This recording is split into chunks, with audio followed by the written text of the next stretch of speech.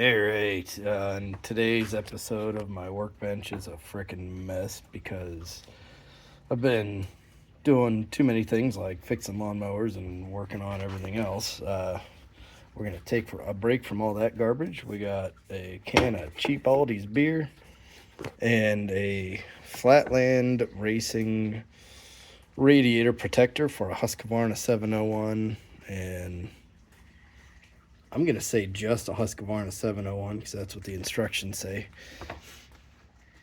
I decided to go with this thing instead of the crash guards that you typically see that go on the outside of the radiator shrouds for these bikes, because I ride mine more like a dirt bike than an adventure bike, so it takes a few spills. And the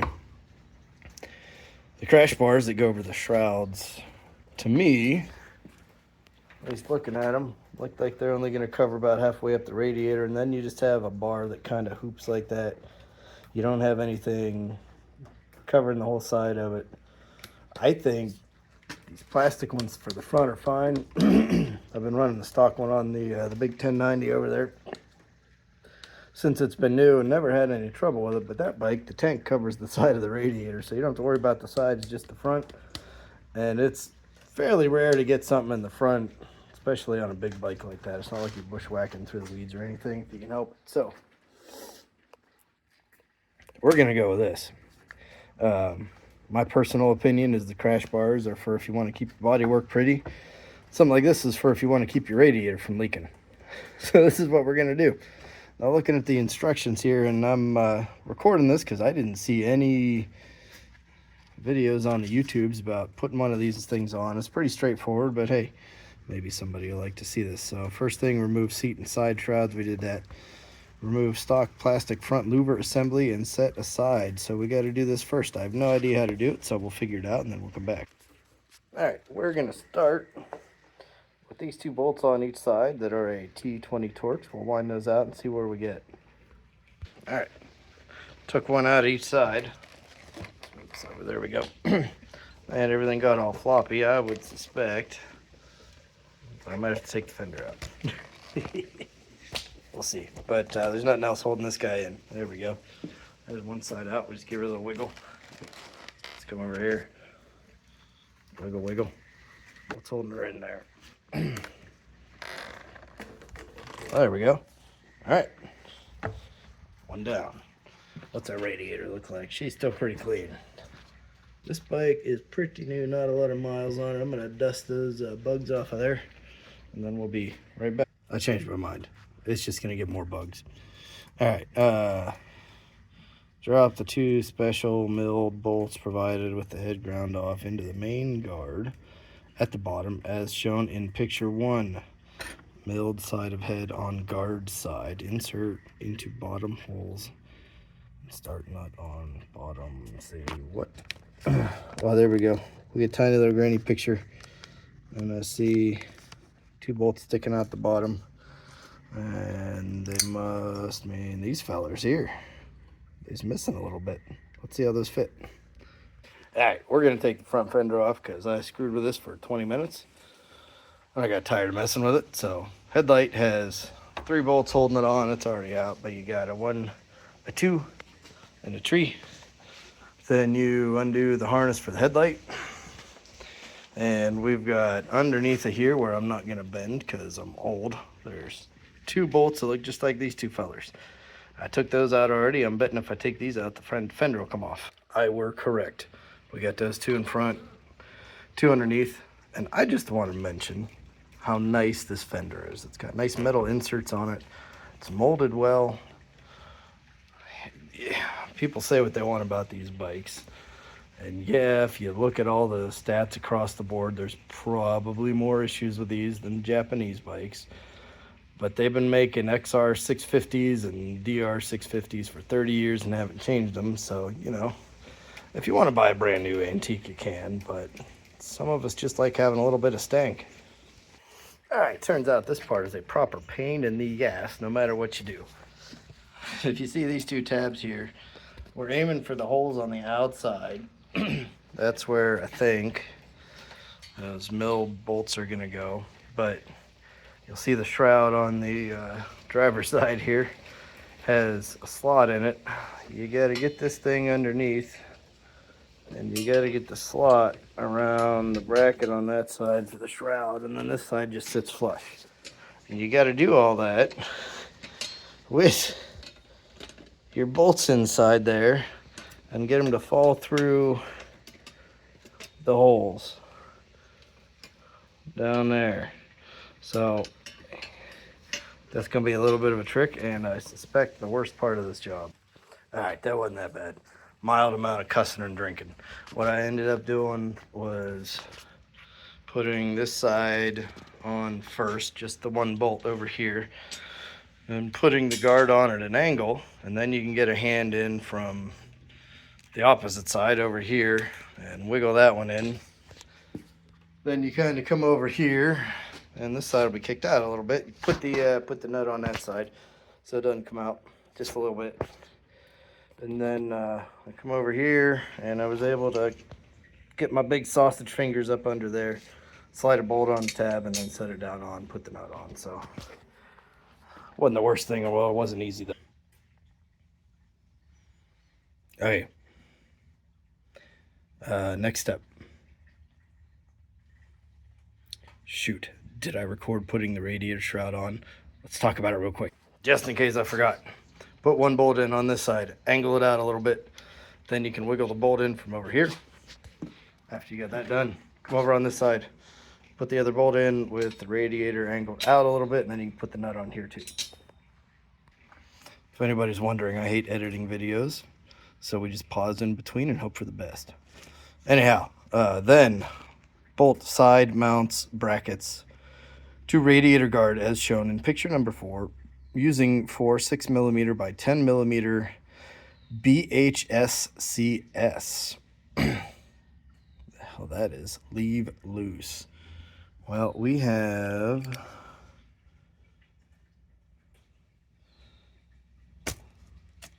6 by 10mm. That looks like about 6mm. That's the shortest one we got.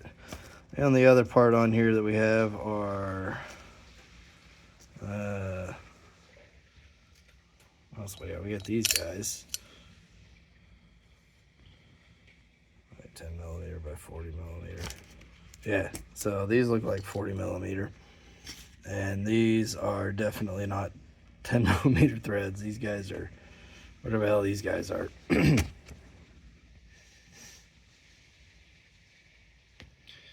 Anyway, so side brackets and these little babies. So here's something fun.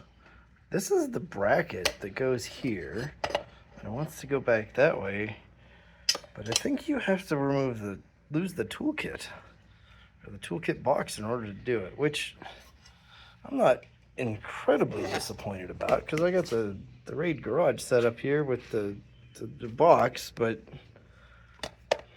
I might have considered my options if I knew I was going to lose this, because I was planning to use that. That's a lot of space. You could put a first aid kit in there or lots of other stuff. Spare tube would fit. Interesting. Let's see what the other side looks like before we go any further. The other side looks like it's going to fit, which is good, because that's where the charcoal canister is, and you can't exactly remove that without some extra plumbing, and we're going to do that someday, but you know, not today. So it looks like to remove the toolbox here, we got the usual 230 Torx there. There's one inside too. We'll get this out and see what else we got to do. It's like one more hiding down there underneath too. All right, these instructions suck. You guys need to do some serious work here. At least post your own friggin' install video so everybody's not confused. So, yeah, we get step 3, drop the things on, special milled head. We go straight to step 4, bolt side mount brackets to radiator shown in picture 4. It's up there, that's picture 4. Using 4 6 by 10mm, yada yada. And then you use the 10 by 40 and a large spacer behind to support as shown in picture 3. And 4.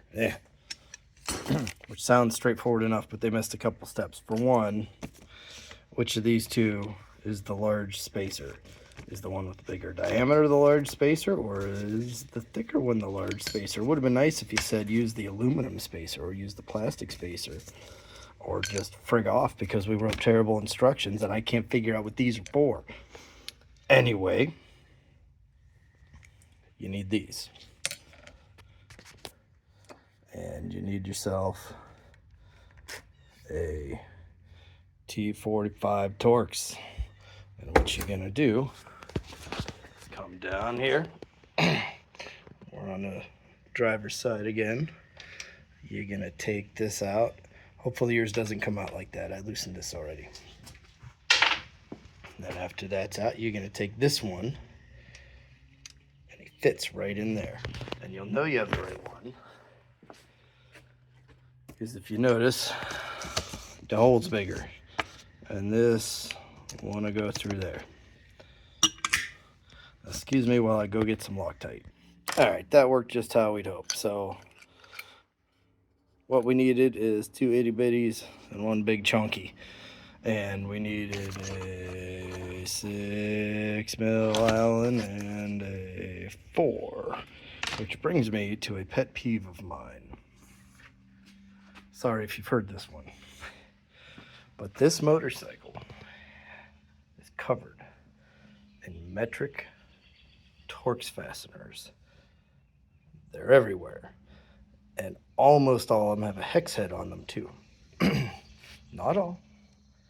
Most of the ones on the bodywork don't, but the important ones that are holding something together are Torx with a hex head on them.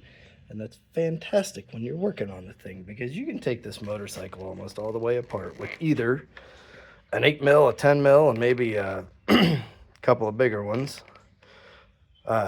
sockets, or a set of Torx drivers that fit in a very compact toolkit, which is nice when it's a bike that you want to keep lighter. However, now I have to either go buy some frickin' bolts, or I've got to make sure I've got a 6mm and a 4mm Allen wrench on me in case this friggin' thing comes loose, or maybe I crash it, it gets bent, and I have to take it off to bend it back, and that really annoys me.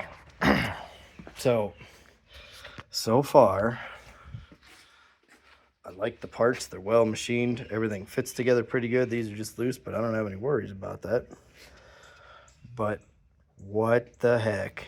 Get some decent fasteners. Now these, if they're stainless, they're crap stainless, because they're sticking pretty good to my magnetic part tray here.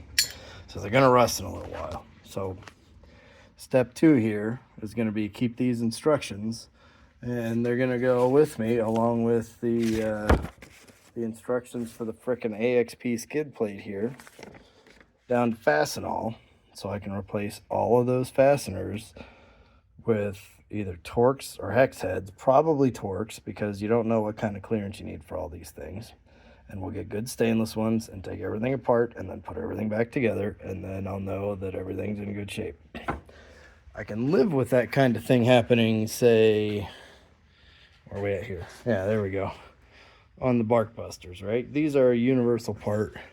They don't know if this is going on a Kawasaki that's got silly putty JIS fasteners all over it, or one of these well-made Austrian machines that's got such lovely hardware. Look at that. That's just a nice fastener. Look at this guy. It's very nice. Great looking fastener. You can take it apart 2 different ways. It's wonderful. And then we got to dirty them up with these. Pisses me off. All right, we solved our mystery. Very last step.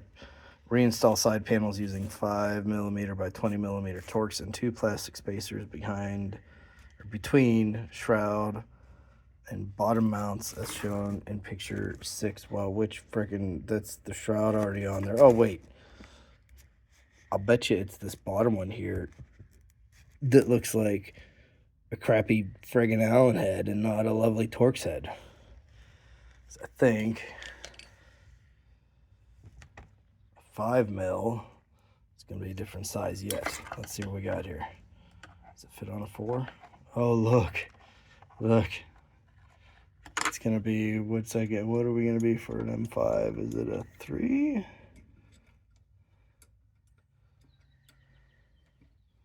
Yeah. Alright, look at that.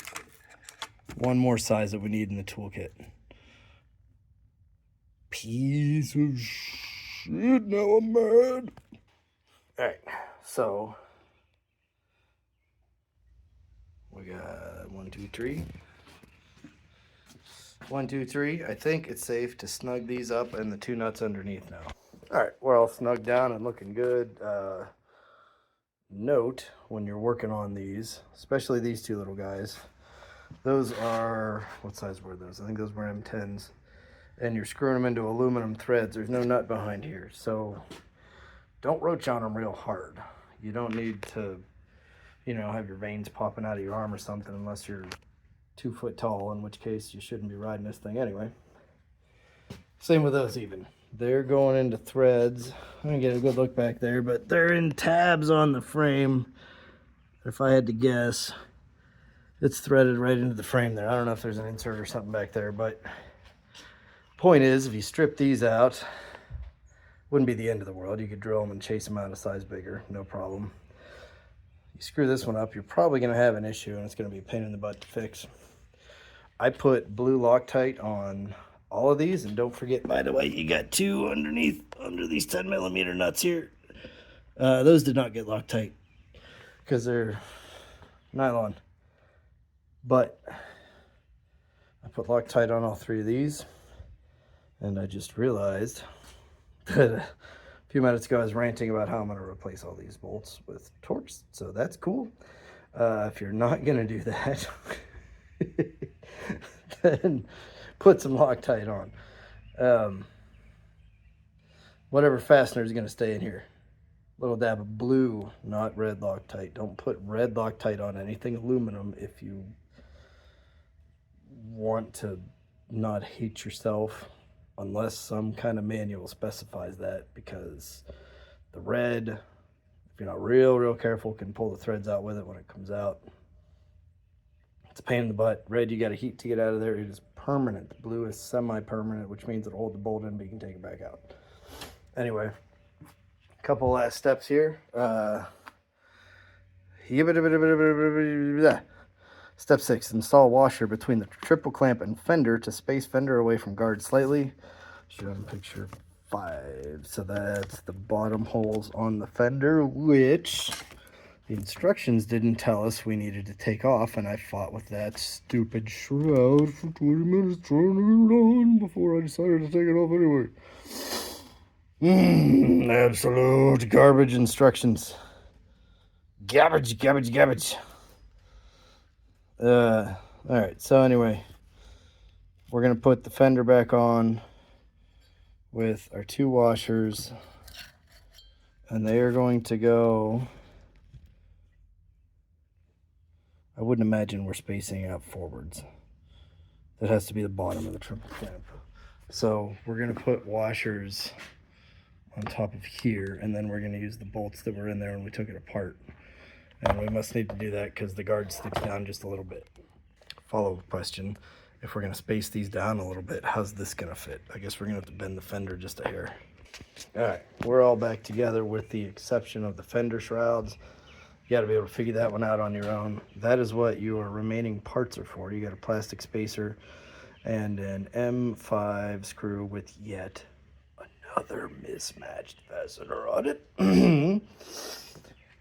And you're going to use that on the lower bolt down here, so I imagine the spacer goes behind the shroud, and then you kind of hold the bolt in there and put the shroud on, which will be a little bit of a pain in the butt. Speaking of pains in the butt, getting the 2 washers between the fender and the 2 bolts that come up through the bottom was about as much fun as you can imagine. I ended up holding the washers with the tip of a little magnet pickup tool to get them started. Test fit the headlight. Maybe it's just me, but it does feel a little bit snug up at the top because we are, you know, we're kicking this down, but it's not a lot. I don't think that's going to affect anything. Everything fits really good. This side fits nicely now that we don't have a toolbox anymore. And The side fits nicely around the carbon filter and everything else. I think if I were making this part, I probably wouldn't be able to come up with a good way to keep the toolbox either. Just looking at this, you get the fan back here. Really, the only way you could do anything would be to go out around that big, huge tool. And maybe the toolbox will bolt back on after this. Let's try that. No. Well, no, I don't think so.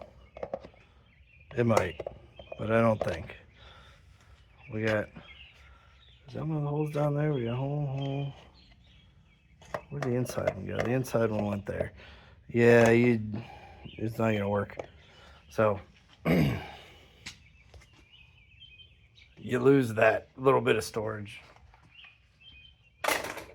Be nice if that weren't the case, but I don't see how you could do this otherwise, because you need a big heavy mount point for this for it to do any good. This thing is rigid as heck though. I feel pretty good that it'd be able to take an impact from the side or the front. The only thing that's really exposed all that much is the very bottom of the radiator, but there's a lot of mounts and brackets under there to protect it anyway.